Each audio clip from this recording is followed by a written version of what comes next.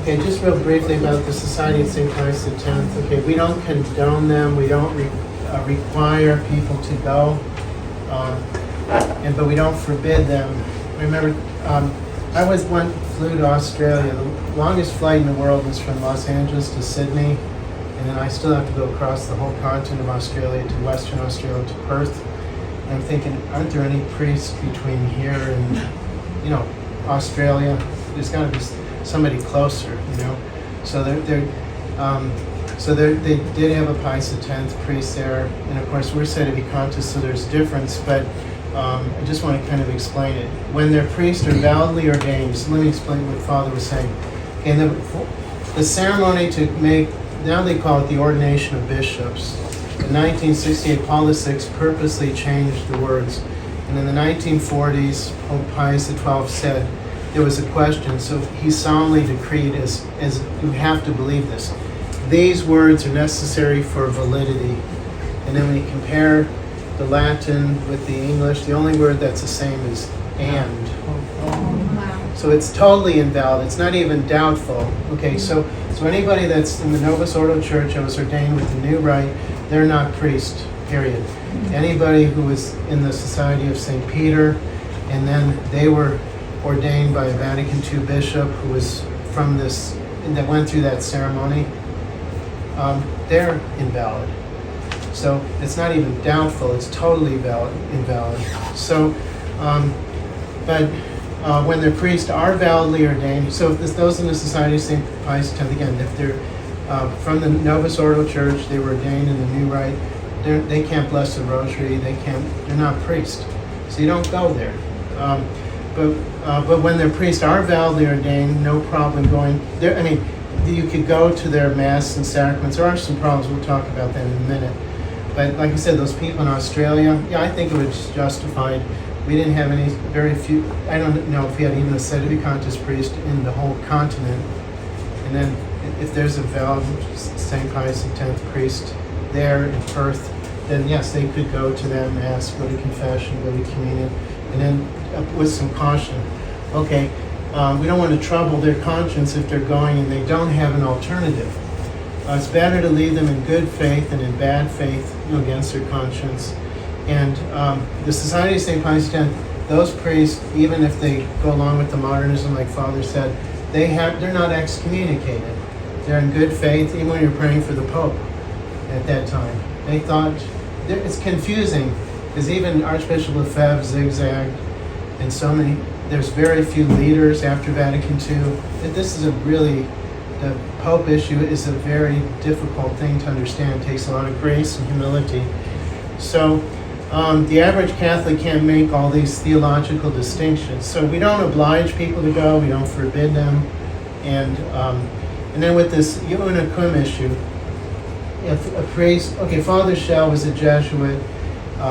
He went through St. Mary's, Kansas for his training, and the books that we use for canon law, he knew the professors who wrote those books, they taught him. So he was very well educated, but he was saying Paul VI was the worst pope of all, and then John Paul II was the second worst, and he's a rat and all this other stuff. But he couldn't make the distinction that he's a heretic. He said Father Shell was saying, he's saying that Martin Luther's a great theologian, and that was true. John Paul II said, praise the profound religiosity of Martin Luther, but he couldn't make the distinction. Okay, somebody could, let's say they went to his mass. Okay, he's not in bad faith, he's just confused. So there's never been an official declaration by the church that they're not popes. And then those who are validly ordained, they can offer valid mass and sacraments. They profess the Catholic faith, so we can tolerate that. If somebody goes, we don't recommend it, but if they have nowhere else to go, then that would be justified. So, like I said, we don't require people to go, we don't recommend, but we don't forbid. And but if it was so clear-cut, this una cum issue, then why didn't they bring it up in the 60s? None of the traditional priests, from the very beginning, most of them are dead now, in the 1960s, who said the Latin Mass, and then they just refused to go along with the new church. none of them said it's a mortal sin to go to Unicum. In the 1970s, a lot of those priests were still alive. These ones that were trained very, very well, they were valid priests, they never said anything. In the 80s, they never said anything. In the 90s, they never said anything. And do you think, does it take 20 or 30 years to determine if or not it's a mortal sin or not? You know, it just doesn't make any sense to me, and you can't bind people's conscience. So you need authority to bind something. We don't have the authority, so they're the church. So, you know, as far as the priests, you know, somebody asked me, you know, yesterday, going to Sacramento, there's a Society Pius attempt there in Carmichael.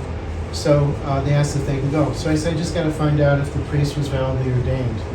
In other words, if he was by Archbishop Lefebvre or one of those bishops that he consecrated, they're validly ordained. It's a rite ceremony. If it's a Novus Ordo priest, and there are some of them in the society, then okay, he can't go. You got to investigate each one. And if some priest doesn't want you to ask, okay, who ordained them, then stay away from it. The problem in the society is, I've been there, so they receive a Novus Ordo priest that want to be traditional, but they don't reordain. Yeah. They still Novus Ordo, with a Novus Ordo ordination. Yes. So that's why because Carmelita says it's doubtful, we don't know. That's why we had to abstain. Or Father says invalid because they change the form. It's kind of like the sacrament, we have matter and form. If you change the matter, no sacrament. If you change the form, no sacrament either. For example, I baptize with Coca-Cola, it's not baptism. It's invalid. Yes, it's invalid. We need to use the matter and the form. Understand? That's why it's very important to be prudent. Okay, so we'll go. Can we do that after lunch? Yes. Yeah, let's do it. So let's say stand up and say grace. And I'm going to finish over to Carmelita really briefly. There's a question. Are there any precedents in the church history where an Unicum Mass was valid? Yes. Okay, there's something called the Western Schism. From 1378, Pope Urban VI was elected Pope, and then later on, the French cardinals elected an anti-pope, and then later on, those from each group elected a third anti-pope in Pisa. So that was about a 40-year period. So you can take one and just pass them around. So the legitimate popes were Urban VI, Boniface IX, Innocent VII, and Pope Gregory XII. So it was just about 40 years. And even the saints were confused. So St. Vincent Ferrer, the famous Dominican preacher, followed the anti-pope. St. Colette, canonized saint, she followed the anti-pope. So priests were, different countries were divided following different popes. Even monasteries, some of them followed one pope, some followed another pope.